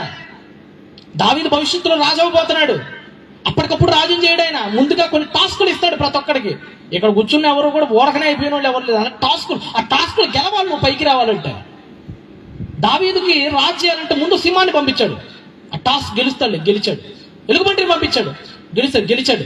ఈ టాస్కులు ఏమని నేర్పిస్తున్నాడంటే, దావీదా త్వరలో నువ్వు గొల్లియతుని ఎదుర్కోవాలి కదా, ఇదంతా ట్రైనింగ్. మరి గొల్లియతుని చంపాలంటే ట్రైనింగ్ ఉంటుంది. ఆ ట్రైనింగ్ లో భాగంగానే ఎలుగుబంటిని పంపించాడు, ట్రైనింగ్ లో భాగంగానే సింహాన్ని పంపించాడు. ఈ రెండింటి చీల్చేయడం ద్వారా దేవుడు ఏం చెప్పాలనుకున్నాడంటే, ఒకరితో నువ్వు పోరాడి ఇట్లానే చీల్చేయాలరా, ఇది నీకు ట్రైనింగ్ అని చెప్పాడు అంతే. మోషే కూడా భవిష్యత్తులో నాయకుడు అవ్వాలి. మోషే అక్కడ నువ్వు నాయకుడు అవ్వాలంటే ముందు నువ్వు గొర్రెల్నిగా, ఇదే నీకు టాస్క్. ఈ గొర్రెలు సమర్థవంతంగా తర్వాత నా గొర్రెల్ని నీకు ఇస్తా. ఇదంతా ఒక టాస్క్ ఉంటుంది బైబిల్లో. ఇక్కడ కూడా ఏం చెప్పాడంటే, నేను పంపిస్తానని చెప్పాడు. నెక్స్ట్ ఏం జరిగింది 11లో, అందుకు మోషే నేను ఫరో యుద్ధకు వెళ్ళుటకు ఇశ్రాయేలీయులను ఐగుప్తులో నుంచి తోడుకొని పోవుటకు ఎంతటి వాడను. మోషే చెప్తున్నాడు, అయ్యా నేనా ఫరో దగ్గరికా వెళ్ళి మాట్లాడి వీళ్ళందరినీ కనాడుకు తీసుకెళ్ళాలా? అసలు నేనేంది, నా బతికేంది అన్నాడండి. దేవుడికి తెలీదా? నీ బతుకేంటో నీ సామర్థ్యం ఏంటో దేవుడికి తెలీదా? దేవుడికి తెలియకుండానే నీకు ప్రత్యక్షమైపోయి అన్నీ చెప్పేశాడా పాపం. మరి మోషే అనేంత టోళ్ళం కాదా ఆయన, పాల దూడికి కూడా మనం సరిపోలే. కానీ ఒక తార్కికుడిగా మాట్లాడాలంటే, ఏమయ్యా మోషే నీకు ఆ విషయం కూడా తెలియదని ప్రశ్నించాల్సి వస్తుంది. దేవుడికి వంకలు చెప్పేస్తున్నాడు, కళ్ళలాడేస్తున్నాడు. నాలుగుతో కళ్ళలాడేస్తున్నాడు, ఈజీగా కళ్ళలాడేస్తున్నాడు దేవుడితో. సారా ఆడింది దేవుడి దగ్గర అబద్ధాలు. ఈయన కూడా చిన్న చిన్నగా వంకలు, మిష అంటే వంక. నాకు చెప్పారు కదా, మీకు మిష లేదంటాడు పాపని, అంటే వంక లేదని అర్థం. అక్కడ తప్పించుకునే ఛాన్స్ లేదని అర్థం. అక్కడ ఇక్కడ ఏం మాట్లాడుతున్నాడా, ఇది ఒకసారి దేవుడు అన్నాడు 12లో ఏమన్నాడు దేవుడు, అయినా నిశ్చయముగా నీకు తోడై ఉంటారా, నువ్వేం భయపడకరా, అనవసరంగా ఈ కళలా మాట్లాడమాకరా, నువ్వు వెళ్ళు, ఐఎమ్ హియర్, ఏమి ఇబ్బంది లేదు, నువ్వు వెళ్ళు, నేనున్నాను వెనకమాలని చెప్పాడు. ఆ తర్వాత మరలా 4వ అధ్యాయం ప్రారంభోత్సవంలో ఏం జరిగింది చదువు. 4వ అధ్యాయం ప్రారంభం. అందుకు మోషే మళ్ళా దేవుడు ప్రత్యక్షమాడు. అందుకు మోషే చిత్తగించుము, వారు నన్ను నమ్మరు. దేవుడు అంటున్నాడు, నిన్ను నమ్మేటట్టు చేస్తా. Believe and no words. నా మాట విను, షమా విన్న మాట అన్నాడండి. అప్పుడు మళ్ళా మోషే ఏమంటున్నాడు, నన్ను నమ్మరు, యెహోవా నీకు ప్రత్యక్షం కాలేదని అంటారు అన్నాడు. అబ్బా, మళ్ళీ దేవుడికి పెద్ద తలపోటు అయిపోయిందండి మోషేతో. ఏది చెప్పినా ఏదో ఒకటి చెప్తుంటాడు. నువ్వు నమ్ముతారా, నన్ను నమ్మరా? లేదు నమ్మరు, నీకు తెలియదు వాళ్ళ గురించి. దేవుడికే చెప్తాడు మనుషులు ఎలా అంటాడు. దేవుడికి చిరాకు పుట్టింది మన దానికి దేవుడు ఏదో ఒక మాటలు చెప్పి మళ్ళీ బలపరుస్తూ ఉంటాడు మోషేని. మరలా అబద్ధం ఆడేశాడు 10వ వచనంలో. అప్పుడు మళ్ళా దేవుడు ప్రత్యక్షమాడు 10లో. అప్పుడు మోషే, ప్రభువా ఇంతకు ముందైనను నీవు నీ దాసునితో మాట్లాడినప్పుడు నుంచైనను నేను మాట నేర్పరిని కాను. అబ్బా, అబద్ధం మాట నేర్పరి కాదా? మరి స్టెఫెన్ ఏమైనా తప్పు చెప్పాడేటాడా? మాటల యందును చదవండి, మాటల యందును కార్యముల యందును ప్రవీణుడు అనగా నేర్పరి, మాటలాడటంలో నేర్పరి అని స్టెఫెన్ చెప్తున్నాడు పరిశుద్ధాత్మ ప్రేరణతో. మోషే చెప్తున్నాడు, నేను మాటల్లో నేర్పరినేం కాదయ్యా. పైగా ఒక కొత్తపాటి వాదన తీసుకొస్తున్నాడు, నేను నోటి మాంద్యమును. మరలా ఒకటే కాదు, మళ్ళీ దాన్ని పెద్ద చేసి చూపించాలి కదా దేవుడికి. నోటి మాంద్యం 4 మాంద్యం వేరే, 2 ఒకటే. మళ్ళీ దాన్ని వెడదీస్తేనే కానీ అయ్యగారికి ప్రశాంతం ఉండదు. నోటి మాంద్యమును, నాడుక మాంద్యమును, గలవాడను. నాకు పెద్ద నత్తి బాబు, అసలు నేను అక్కడికి వెళ్ళంటే తడబడిపోయి అన్ని గారిపోతాయి నాకు అని చెప్తాను. దేవుడు అంటున్నాడు, రే బాబు మోగవాడిని కానీ చెవిటివాడిని కానీ సృష్టించిన వాడిని నేనే కదా నాయన, అహరోని పిలిపిస్తాను ఆయన, అహరోనైనా నీకు తోడుగా ఉంటాను ఆయన అని చెప్పాడు. అయినా మళ్ళా మళ్ళా పోతున్నాడు. మళ్ళీ ఏమంటున్నాడు 13లో, అందుకతడు, అయ్యో ప్రభువా నీవు పంపాల్సిన వాడినే పంపయ్యా. మరలా దేవుడికి చిర్రెత్తుకుపోయాడండి దేవుడు. అసలు ఏంది నాయన 4 తండ్రి కలలాడేస్తున్నావు, పిరికోండి అంటావేంటి? ఆల్రెడీ ఒకటి చంపి వచ్చావు కదా నువ్వు, ఇక్కడికి మర్చిపోయావేంటి? నాకేం చెప్పి ఫరో దగ్గర భయపడతానంటావేంది? వాళ్ళ రాజ్యమహల్లో పెరిగినోడు అయితే నువ్వు, వాళ్ళు నీకు తెలియదేంటి ఆ మాత్రం? అన్ని కళ్ళలాడేస్తున్నాడు నా 4తో, ఏది నోటికి వస్తుంది మాట్లాడేస్తున్నాడు అక్కడ మోషే. మళ్ళీ అంటున్నాడు, అయ్యో ప్రభువా నువ్వు ఎవరిని పంపాలనుకున్నావు వాళ్ళనే పంపయ్యా అని అన్నాడు. దేవుడికండి ఏదైనా దేవుడు ఒక్కసారి మాట్లాడతాడు, 2 సార్లు మాట్లాడతాడు. ఎప్పుడైనా దేవుడికి ఉండే అలవాటు ఏంటంటే, ఒకసారి మాట్లాడతాడు, విన్నాడంటే వింటాడు, కొద్దిగా భక్తుడు కొద్దిగా ప్రియుడైతే ఇంకో 2 సార్లు ఎక్స్ట్రా మాట్లాడతాడు. ఆ తర్వాత ఇక మాట్లాడాడు. బిలాం దగ్గర అదే కదా, బిలాం వచ్చి ప్రార్థన చేశాడు, ప్రభువా వాళ్ళు శపించమంటున్నారు, మరి మంచిగా సోసొమ్ము తీసుకొని వచ్చారు, ఏం చేయమంటావు అని అడిగాడు. ఫస్ట్ వద్దురా అన్నాడు. రెండోసారి మళ్ళీ వచ్చి అయ్యా వాళ్ళు మరి ఎక్కువ మరి లంచం ఎక్కువ ఇస్తున్నారు, మరి ఏం చేయమంటావు, చిన్నపాటి శాప్ నుంచి వచ్చేస్తాలే ఏం కాదులే అన్నాడు. సరే వెళ్ళిపో అన్నాడు ఇక్కడి నుంచి. ఒకసారి డైలాగ్ ఒకసారి దేవుడి దగ్గర, రెండోసారి దేవుడు మాట్లాడు, ఒకసారి మాట్లాడతాడు, విన్నామంటే ఓకే, లేకపోతే పక్కన పెట్టేస్తాడు. మోషే కాబట్టి 4 ఆప్షన్స్ ఇచ్చాడు ఇక్కడ. మోషే 4-5 సార్లు బొంకేశాడు. ఇక దేవుడు చిరాకూర్చి ఒక వ్యక్తిని తీసుకొని వచ్చాడు మధ్యలోకి. పనిని విభజిస్తున్నాడు. ఒక చరిత్రలో ఘటన జరుగుతుంది ఇక్కడ. ఏం జరుగుతుంది చూడండి అక్కడ. ఏం జరుగుతుంది 14లో, ఆయన మోషే మీద కోపపడి, లేవీయుడగు నీ అన్న అయినా అహరోను లేడా? ఏనాయనా అహరోను లేడేటి? అహరోను బాగా మాట్లాడతాడని నాకు తెలియదా ఏంటి అని చెప్పి, ఇదిగో అతడు నిన్ను ఎదుర్కొని వచ్చుచున్నాడు, అతడు నిన్ను చూచి తన హృదయం ముందు సంతోషపడతాడు. పనిని కట్ చేసి పనిచేస్తున్నాడు అండి. వాస్తవానికి అర్థం ఏంటంటే అక్కడ రూపాయి ఉంది దేవుడి దగ్గర, ఆ రూపాయిని మోషేకే ఇచ్చేద్దాం అనుకున్నాడు. మోషే ఆడిన సాకును చూసి దేవుడు ఏం చేశాడంటే ఆ మోషేని 2 ₹1 బిళ్ళలుగా మార్చి ₹1 నీ దగ్గర పెట్టి ఇంకో ₹1 నీ అన్నకిస్తున్నానని చెప్పాడు. ఒక మాటలో చెప్పాలంటే అది అసలు దేవుడి ప్రణాళిక ఏంటో తెలుసా? అక్కడ మోషే ద్వారానే ఈ ప్రపంచానికి ఒక రాజుని ఒక యాజకుని ఇద్దరిని కలిపిద్దాం అనుకుంటున్నాడు దేవుడు రాజుని యూదా గోత్రం నుంచి రప్పించాలనే అంత ఆలోచన ఏమీ లేదా ఆయనకి. ఆయన మోషే ద్వారానే ఒక రాజుని ఒక యాజకుని ఇద్దాం అనుకున్నాడు. ఫస్ట్ లేవి గోత్రం నుంచే రాజు రావాలనుకున్నాడు ఆయన. ఫస్ట్ మోషే యొక్క నత్తనడక స్వభావాన్ని చూసి, మోషే యొక్క చిర్రెత్తిపోయే స్వభావాన్ని చూసి, మోషే యొక్క కళ్ళలాడు మాటల్ని చూసి పనిని విభజించి పడేశాడండి. వద్దు, మోషే రూట్ కాదనిపించింది దేవుడికి. అందుకనే కొత్త వ్యక్తిని తీసుకొని వస్తున్నాడు మోషే దగ్గరికి. అహరోను తీసుకొని వస్తున్నాడు. అహరోనుకి తీసుకొని వచ్చి నీ పనిని సగం చేస్తాను అని చెప్పాడు. ఏం చేశాడు చూడండి సగం. నీవు అతనితో మాట్లాడి అతని నోటికి మాటలు అందించవలెను, నేను నీ నోటికి అతని నోటికి తోడై ఉండి మీరు పంపవలసిన వాటిని మీకు బోధించను. నీకు అనే మాట కాస్త మీకు అయిపోయింది. అక్కడ ఒక్కటిని మాత్రమే దేవుడు లేపుకుందాం అనుకున్నాడు. మోషేని చూసి ఒక్కడు సరిపోయేటట్లేవు లేరా, నిన్ను చూస్తుంటే నాకు చాలా తేడా వస్తుంది, మధ్యలో ఒకవేళ నాకు హ్యాండ్ ఇస్తావేమో అన్నట్టుగా దేవుడు భావించుకొని అహరోన్ని కూడా ముందుకు తీసుకొచ్చి ఈ ఇద్దరిని ఎంచుకోవాల్సిన పరిస్థితిలోకి వచ్చేసింది. ఇప్పుడు పని విభజిస్తున్నాడు చూడండి 15లో. నీవు అతనితో మాట్లాడి అతని నోటికి మాటలు అందించాలి. చూడండి 2 పనులు అయిపోయినాయి. ఒక పనిని 2 పనులు చేశాడు ఇక్కడ. నువ్వేం చేయాలంటే అతనికి మాటలు అందించాలి. నేను నీ నోటికి అతని నోటికి తోడయందును, మీరు చేయవలసిన వాటిని మీకు బోధించును, అతడే నీకు బదులుగా జనులతో మాట్లాడు. అసలు జనులతో మాట్లాడాలని దేవుడు అనుకున్న వ్యక్తి ఎవరు? ఫస్ట్ మోషే ద్వారానే జనులతో మాట్లాడాలని దేవుడు అనుకున్నాడు. మోషే చెప్పిన సాకులకి నువ్వు వద్దులే గాని నువ్వేమో అహరోనుకి చెప్పు, అహరోనేమో ప్రజలతో చెప్తాడు. చూడ పని విభజన జరుగుతుంది అక్కడ. అతనే నీకు బదులుగా జనులతో మాట్లాడతాడు, అతనే నీతో పాటు ఫరో దగ్గరికి వచ్చేస్తాడు. ఒక్కడెళ్లాల్సిన చోట ఇంకొకరిని జతపరిచిద్దరిని పంపిస్తున్నాడండి. పనిని విభజిస్తున్నాడు. ఈ మాట ఎందుకు చెప్తున్నాడు మీకు తర్వాత అర్థమైంది. ఒక్కడు చేయాల్సిన పని ఇద్దరు చేయాల్సి వస్తుంది. ఇక్కడ నా మాట జాగ్రత్తగా ఆలకించండి.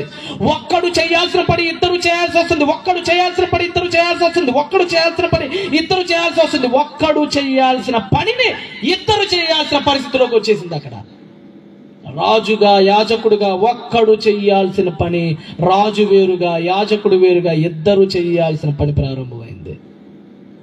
మోషేకి ముందు రాజుగాను యాజకుడుగాను ఉండేవాడు ఒక్కడే.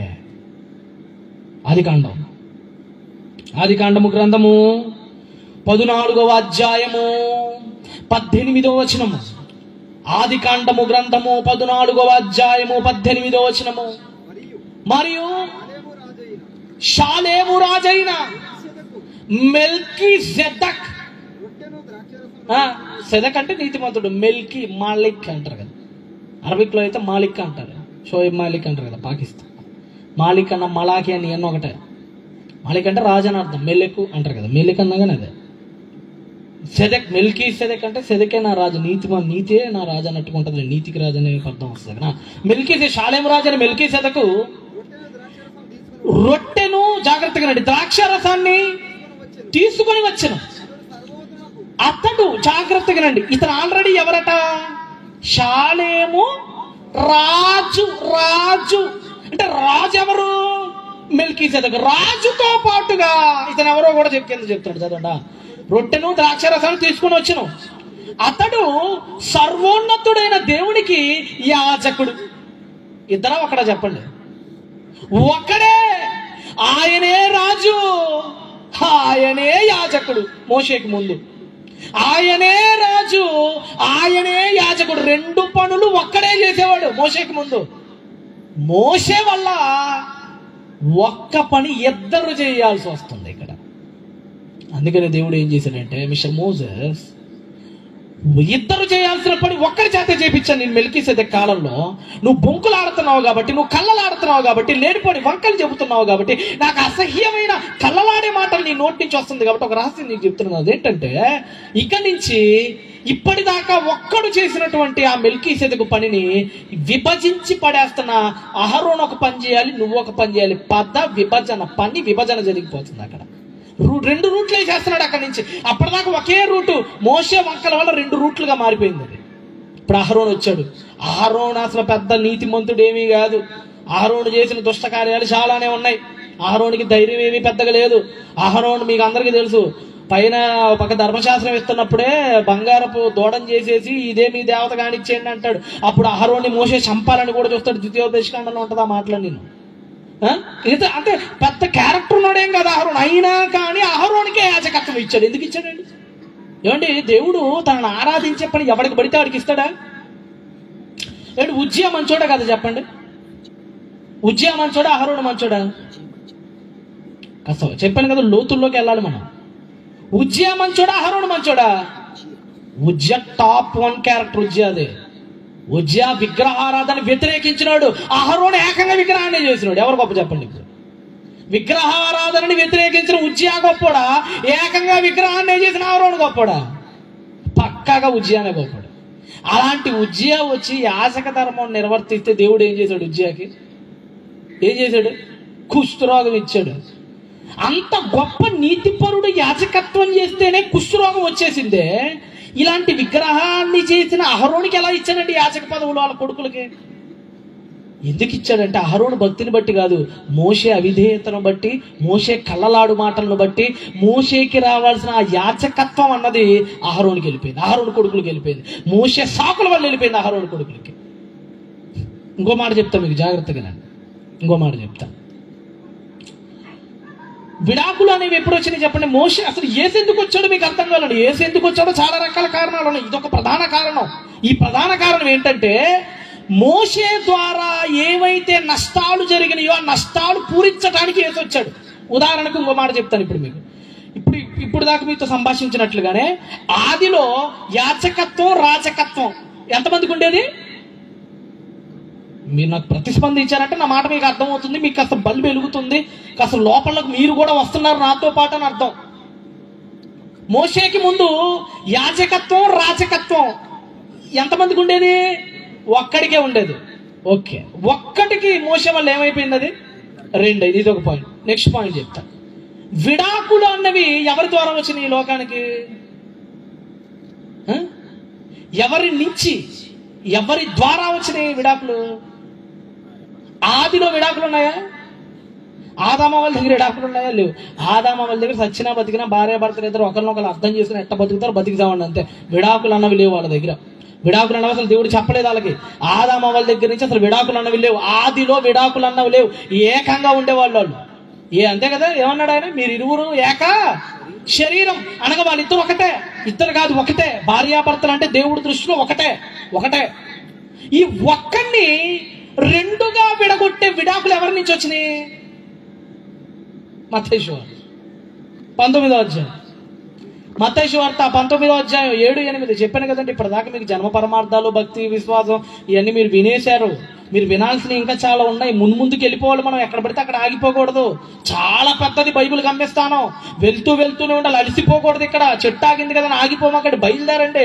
అద్భుతమైన శిఖరాలు ఉన్నాయి మీకు బైబిల్లో ఇంకా ముందుకి. ఏమంటున్నాడు? మత్తయి సువార్త 19వ అధ్యాయం 7-8. అందుకు వారు అలాగైతే అయ్యా, ఈ పరిత్యాగ పత్రిక అంటే ఒకరిని ఇద్దరుగా మార్చటం, మళ్ళీ వేరు చేసేయటం, కట్ చేయటం. చదవండి. పరిత్యాగ పత్రిక ఇచ్చి విడనాడమని, భార్యను విడనాడమని మోషే ఎందుకు చెప్పాడయ్యా? మధ్యలో ఒక్కడిగా ఉన్న వాళ్ళని విడగొట్టి ఇద్దరుగా మార్చాలని చెప్పిన ఈ విడాకుల పత్రాన్ని మోషే ఎందుకు ఇమ్మన్నాడయ్యా అని అడిగారు. అందుకనగా అందుకు ఆయన మీ హృదయ కాఠిన్యమును బట్టి మీ భార్యను విడనాడ మోసే సెలవిచ్చాడు. 4వ వచనం. అదిగోండి, కానీ ఆది నుండి అలానే. మీకు ఒకటి అర్థం కావాలండి, ఒక శీర్షికత్వం ఉంది లోపల. మీకు మోషే దగ్గర నుంచి రెండుగా ఏదో తేడా వస్తుంది. మోషే దగ్గర నుంచి అంతకుముందు ఒక్కడే యాజకుడు, ఆ ఒక్కడే రాజు, రెండుగా మారిపోయింది. అప్పటి వరకు భార్యాభర్తలు ఇద్దరు ఒక్కడే, మోషే దగ్గర నుంచి ఇద్దరు వేరు వేరు అయ్యే అవకాశం వచ్చేసింది, విడాకులు వచ్చేసింది మధ్యలో. అందుకని అంటున్నాడు యేసుప్రభు అంటాడు, రే నాయన ఆది నుండి అలా లేదురా, మోషే వల్ల వచ్చినాయిరా ఈ లోకానికి, మోషే ద్వారా వచ్చినాయిరా ఈ లోకానికి ఇవన్నీ అని చెప్తున్నాడు.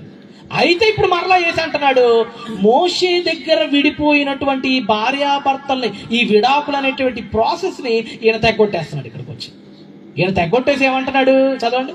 మరియు వ్యభిచారం అనేటువంటి ఒక కండిషన్ తప్ప తన భార్యను విడనాడిన ప్రతివాడు వాడు కూడా వ్యభిచారం చేస్తున్నాడు రా, భార్యను విడనాడకూడదని చెప్పేస్తాడు కింద. అంటే ఆదిలో ఏముంది అది తిరిగి పునః ప్రారంభించడానికి వచ్చారు ఎవరు? యేసుక్రీస్తు. ఆదిలో భార్యాభర్తల విడాకులు లేవు. యేసుప్రభు వచ్చి కూడా మధ్యలో వచ్చిన ఈ విడాకుల చట్టాన్ని కొట్టేసి వాళ్ళిద్దరు ఒకటిగానే ఉండాలి, ఇక వ్యభిచారం జరిగితే అది వేరే విషయాన్ని పక్కన పెట్టేశాడు. అదేవిధంగా విడిపోయిన ఈ యాజకత్వాన్ని, విడిపోయిన ఈ రాజు, విడిపోయిన ఈ యాజకం అనేటువంటి 2 పదవుల్ని మరలా ఏకం చేయటానికి యేసు ఈ లోకానికి వచ్చాడు. అందుకనే జకరియా గారు ఒక మంచి మాట మాట్లాడతాడండి. జకరియా గ్రంథం చేయండి. యూదులకి ఈరోజు యూదులు అంటున్నారు కదా, యూదులు ఏమంటున్నారు, అదేంటండి బాబు, ఒకడే యాజకుడు ఒకడే రాజు ఎట్టయిపోతాడు? లేవీయుల నుంచి కదా యాజకులు, యూదుల నుంచి కదా రాజులు రావాల్సిందే. ఈ 2 వేరు వేరు పదవులు కదా, ఈ 2 పదవులు ఒక్కడికే ఎలా ఇచ్చేస్తారు మీరు క్రైస్తవులుగా అని అడుగుతున్న వాళ్ళకి ఇది ఒక సమాధానం. ముందు లేదురా బాబు, ముందు ఇద్దరు ఒకటే, మధ్యలో మోషే ద్వారా 2 వేరు వేరు అయిపోయినాయి. ఇప్పుడు మళ్ళా యేసు వచ్చి ఏం చెప్తున్నాడంటే, జకరియా గ్రంథము 6వ అధ్యాయం 13వ వచనం. జకరియా గ్రంథము 6వ అధ్యాయం 13. ముగించుకుని వదిలేస్తాం మిమ్మల్ని. ఇది ఒక దివ్య రహస్యం. ఏంటనుకున్నారా దివ్య రహస్యం? అసలు యేసు ఎందుకు వచ్చాడు అంటే సృష్టి పునః ప్రారంభించడానికి వచ్చాడు ఆయన. చదవండి ఏమంటున్నాడు జకరియా గారు అంటారు, అతడే యెహోవా ఆలయానికి ఒక వ్యక్తి వస్తాడు. మోషే చేసిన తప్పును సరిదిద్దడానికి ఒక వ్యక్తి వస్తాడు. మోషే వల్ల దేవుని ప్రణాళికలో వచ్చిన మార్పుల్ని తిరిగి మార్చటానికి ఒక వ్యక్తి వస్తాడు. అతడే నా ఆలయమును కట్టును. అతడు ఘనత వహించుకొని సింహాసనాసీనుడు అవుతాడు, అనగా రాజు అయిపోతాడు, సింహాసనం ఎక్కేస్తాడు. సింహాసనాసీనుడై ఏంటి వెళ్తాడు, అనగా రాజు అవుతాడు. అతను రాజయ్యి సింహాసనాసీనుడై అతని యాజకత్వము చేయక. చూడండి మళ్ళా ఒకటైపోతుంది. చూడండి మళ్ళా ఒకటైపోతుంది. ఒక వ్యక్తి వస్తాడు, అతను సింహాసనం ఎక్కి వెళ్తాడు, ఏలిన అతనే మళ్ళీ యాజకుడు అయిపోతాడు. అంటే మెల్కీసెదెకు దగ్గర నుంచి మోషే దగ్గర కట్ అయిపోయినటువంటి విధానాన్ని మరలా కలిపేటువంటి ప్రయత్నం చేస్తున్నాడు ఇక్కడ ఎవరు? యేసు. అందుకనే Hebrew 7లో చెప్తాడు. అసలు పౌలు గారు ఎందుకు Hebrew 7లో మెల్కీసెదెకుని ఎంచుకున్నాడో, జ్ఞానం కలిగిన వారు ఆలోచించును గాక, చెవులు కలిగిన వాడు వినును గాక, బుర్ర కలిగిన వాడు యోచించును గాక. నిజమండి. Hebrew పత్రిక 7వ అధ్యాయం బుర్ర బోద్ద. అసలు మీకు Hebrew పత్రిక ఏంటి? అసలు ఎంత లోతుల్లోకి వెళ్ళి అసలు పౌలు గారితో పాటు ప్రయాణిస్తే సముద్రం అడుగులోకి వెళ్తే మళ్ళీ పైకి రావడం కూడా కష్టం. ఆయన మేధా సంపత్తి అంత గొప్పది. ఆ మేధా సంపత్తికి జోహార్. నిజంగా చాలా గొప్పవాడు అపోస్తలుడైన పౌలు. ఆయన తార్కిక విధానం చాలా గొప్పది. ఈ ప్రపంచంలో ఏ పుస్తకాల్లో కూడా ఉండదు ఆయన తార్కిక విధానం. నిజంగానండి. అదే సృష్టిలో ఏదుందో, ఆదామవ్వల దగ్గర ఏముందో తిరిగి అది స్టార్ట్ చేయడానికి కడపట ఆదాము వచ్చాడు. మధ్యలో మోషే ద్వారా వచ్చిన ఆజ్ఞలన్నీ అందుకే కొట్టేశాడు ఆయన. పాత నిబంధన శాశ్వత గ్రంథం కాదు, ఎందుకంటే మోషే వల్ల వచ్చింది, అది ఆదాం వల్ల రాలేదు. అది అందుకని అది కొట్టేసి అసలు దేవుడు ఏమనుకున్నాడో ఈ కొత్త నిబంధన మనకి ఇచ్చాడండి ఆయన. కాబట్టి పిల్లరా, ఈ ముందుగానే అసలు రాజును యాజకుడు ఒక మోషే గనకంటే ఆ తప్పులు చేయకపోతే రాజు యాజకుడు ఇద్దరు ఒక్కడే ఉండేవాడు. రాజుగా ఒకడే ఉండేవాడు, యాజకుడిగా ఒకడే ఉండేవాడు. అసలు ఈ గోత్రాలు, ఈ పద విభజన ఉండేది కాదు. భవిష్యత్తు ఇలా జరిగిద్ది కాబట్టి యాకోబు అన్నాడు, యోధా యుద్ధం రాజదండము తొలగదని. ఎందుకంటే భవిష్యత్తు ఇలా చేస్తాడని తెలుసు కాబట్టి ప్రవచించాడు ఆ విషయాన్ని.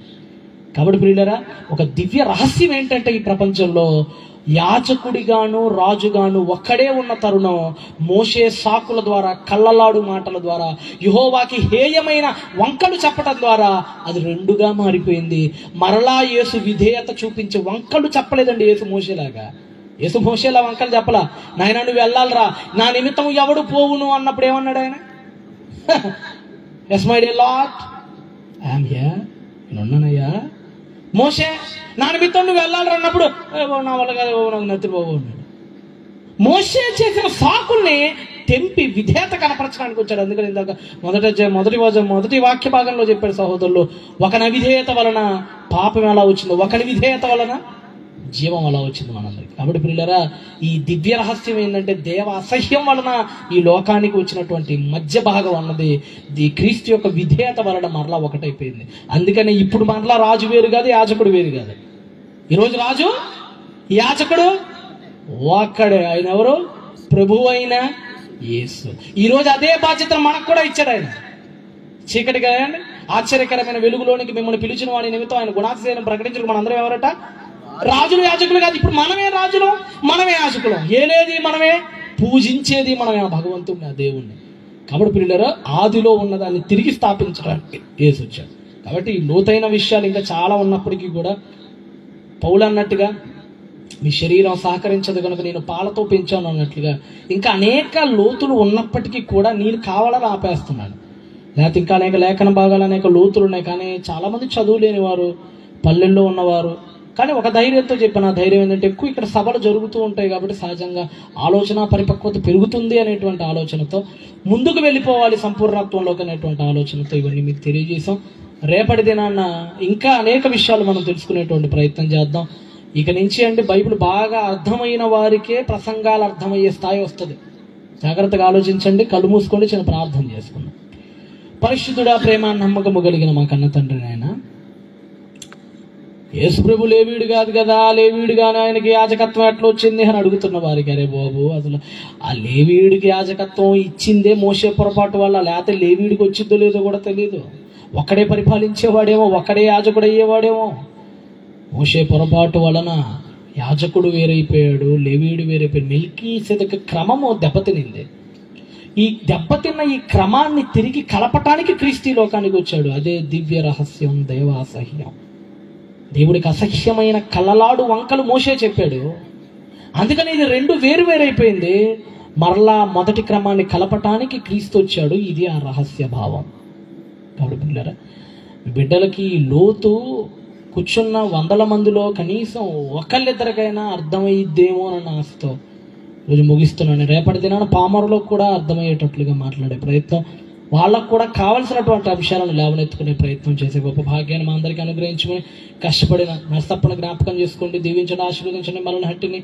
మలనహట్టి జేవీఆర్సీని, అదేవిధంగా మరి ఊరుకొంత కళాశాలని, కొసిగిని, వీళ్ళందరినీ కూడా జ్ఞాపకం చేసుకొని దీవించి ఆశీర్వదించి రేపటి దినాన్న మరిన్ని పామర సంగతులు సామాన్య జనులకు కూడా అర్థమవులాగున చెప్పు గొప్ప భాగ్యాన్ని మాకు అనుగ్రహించమని యేసునాథుని దివ్యనామంలో ప్రార్థనను అడిగి వేడుకొనిచున్నాను మా కన్న తండ్రి. ఆమేన్. ఓకే పిల్లరా, చాలా సంతోషం. అందరికీ సెలవు. ధన్యవాదాలు.